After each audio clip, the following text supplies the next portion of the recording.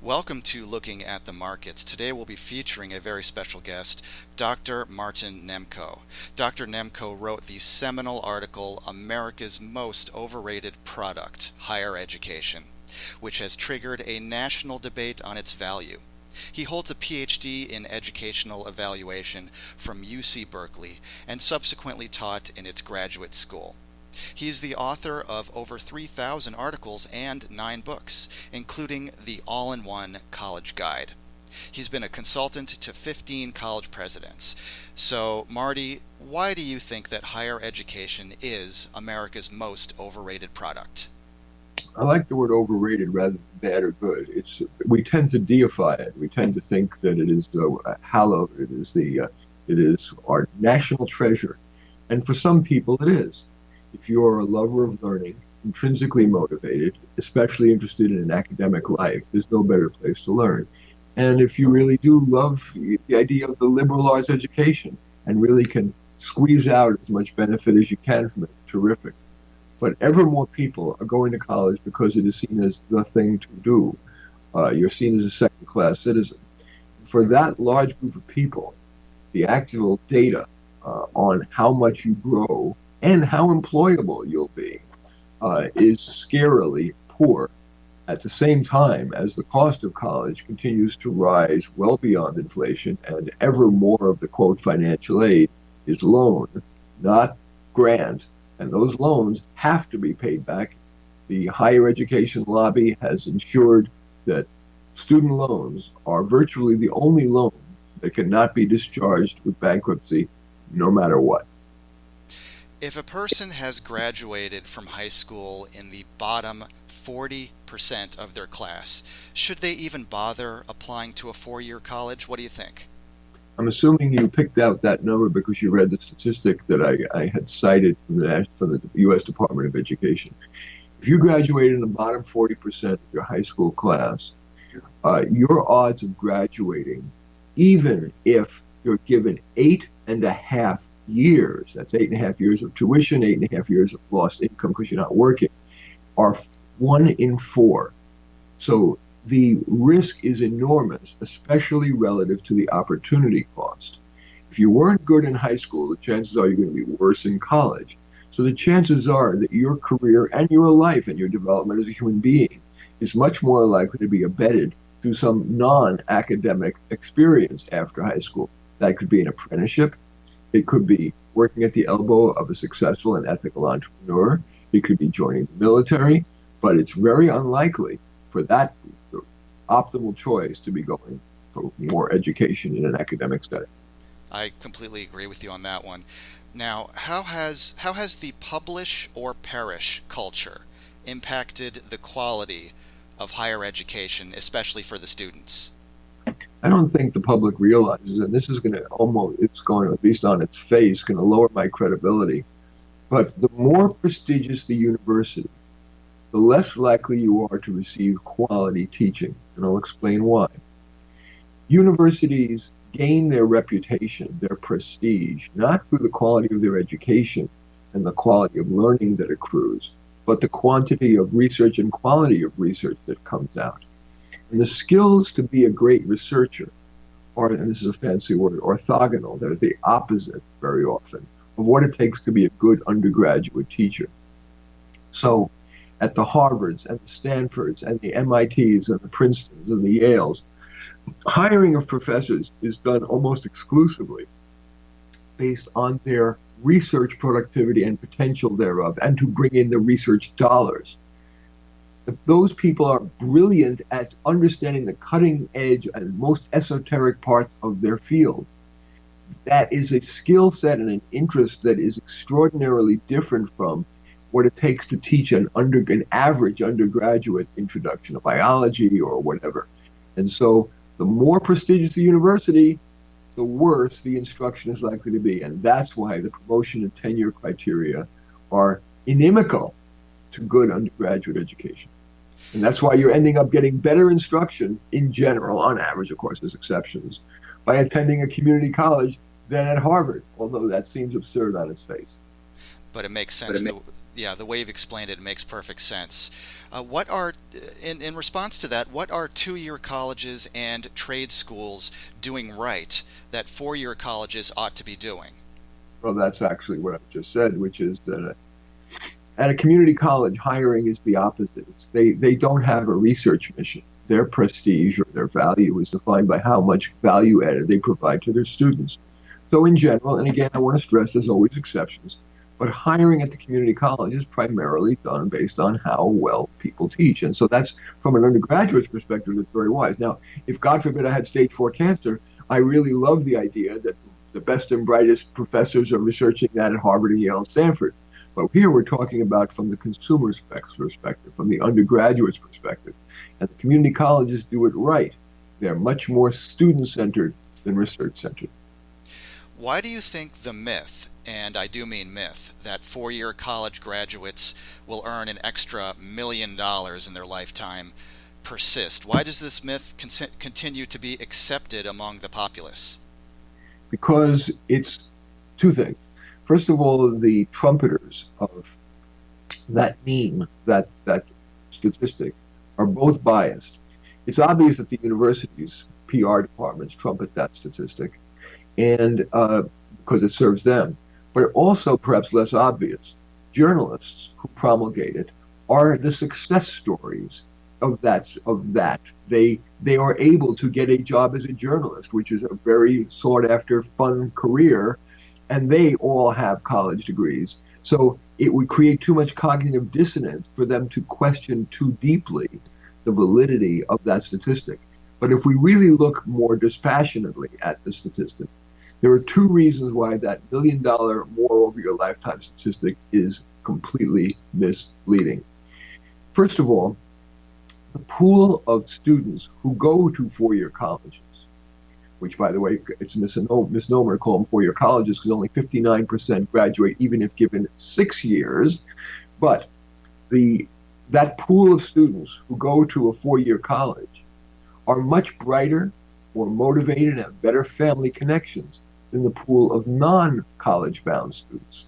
So you could lock that pool of students, those college bound students, in a closet for 4 years, and they would earn much more money than would the pool of non-college bound. So it doesn't imply that the college is what adds all that value.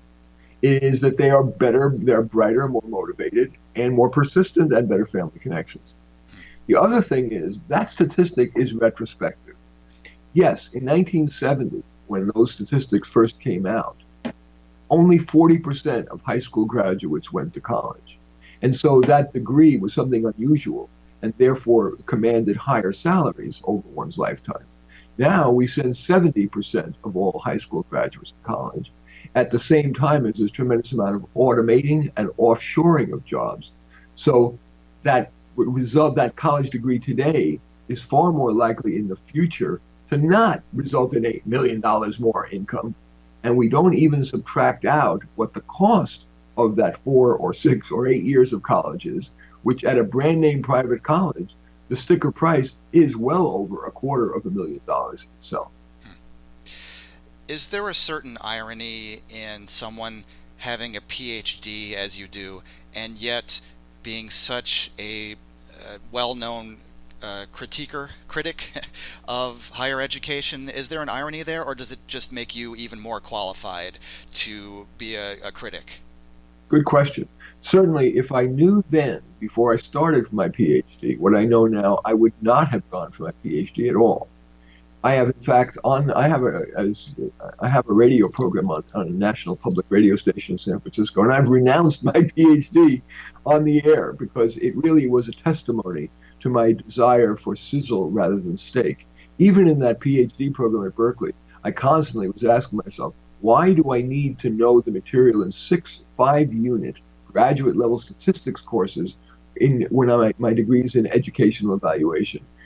So much is indeed irrelevant. So I'm sharing with you now what I absolutely would do if I were starting all over again. But because I have a PhD from Berkeley, I'm not cowed by all of the arguments that the higher education machine promulgates about the value of higher ed, because I not only have the the degree itself from a very prestigious institution. I have the technical chops to be able to critique the PR machine's mean, and I also can't be seen as having sour grapes like a guy who did not have much education. So I'm denigrating it. I've risen to the top of that supposed hierarchy. Right, that's a great point. Now, should the United States, in terms of their higher education system, be looking to other nations? Are there other countries that are perhaps doing it better and we should be emulating them? I don't think so. I think, in fact, we're probably better than most. But I think what we're there are two problems that we need two solutions. If I could wave a magic wand, I guess three, that I think could make a big difference in post-secondary education. Number one, first of all, this notion that we should have these big campuses with country club-like atmospheres and charging a fortune is unfair both to the people who are paying tuition as well as to the taxpayer who's subsidizing most of the cost of college. So we really need to focus on the essence of what college is, which is great instruction taught not by these researchers, but by teachers who are awesome, and much of it can be done interactively online.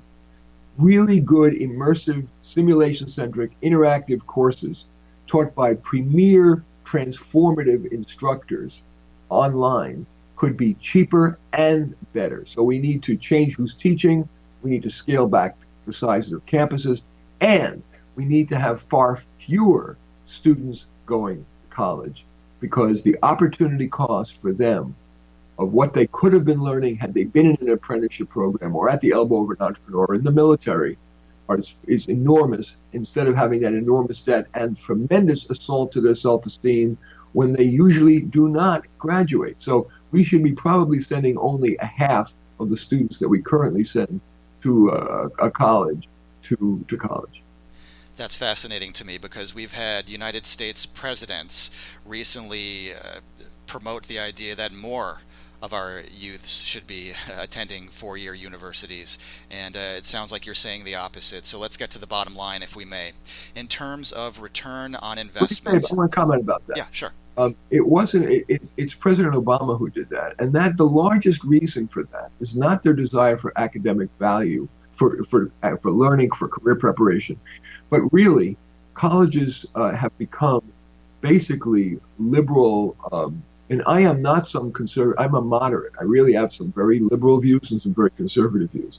But I am concerned that higher education has changed from what used to be the marketplace of ideas, where there is wisdom that resides across the political spectrum, left and right, to a place now where there was a study in New England that found that the ratio of liberal to conservative professors is 28-1. And that's not just their private voting behavior. But if you go into the classes, you are going to see liberal tract after liberal tract, and if you dare disagree, you're likely to either get a lower grade or certainly be disparaged.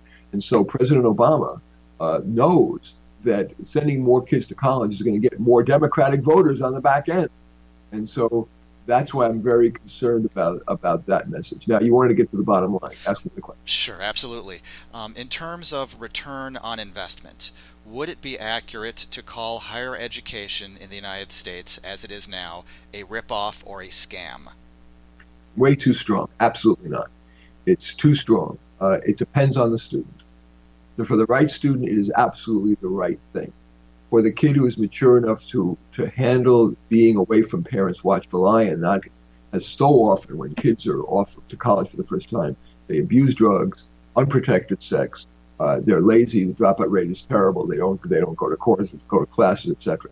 But if you are motivated and you would thrive well in that halfway house between the protection of childhood and the independent of adulthood, it can be a wonderful experience, especially if you are starting at a community college so the cost is low and then transferring to a school very carefully based on a high-quality major. I certainly wouldn't say that. I'm saying that for some people, both at the low end and high end, it is America's most overrated product, because the average student and the below average student is just not that motivated to squeeze out much from the college, and the colleges don't do much to help them because the instruction is on average at most four-year, quote, four-year colleges not great. And the studies, that major studies called Academically Adrift, found that 36 to 45% of all freshmen at these so-called four-year colleges grow little or not at all in those key supposed outcomes of college, that is, writing and critical thinking skills. And in terms of employability, those weak students, those people, even if they manage to defy the odds and graduate and get that typically degree in sociology or American studies or whatever, their employability is far worse. So for them, yes, it is America's most overrated product. Scam is a bit too strong. I think it's more like America's higher education is a business. What they care about is profit. They care about money, even though they're ostensibly nonprofit. I think that's a fairer characterization. My answer to the website question is I have a lot of articles that I give away free, and I certainly do encourage you to check out my blog. You also might like my new book, just came out this year, called The Best of Marty Nemko, which has a lot on career, on college, and on life.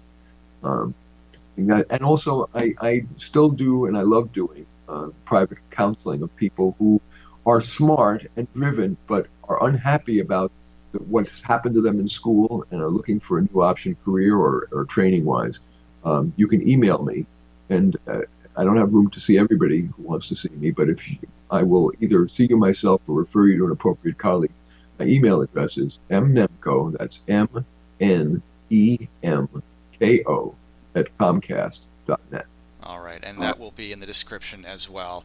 Dr. Nemko, you know, I've learned quite a bit today, and you've given so many people a different perspective from what the mainstream media, as well as many politicians, have been feeding to us. And so, you're welcome back anytime on Looking at the Markets, Dr. Marty Nemko. Thank you for doing this today. My pleasure. Thank you for watching. Please like, comment, and subscribe. And I'll see you next time.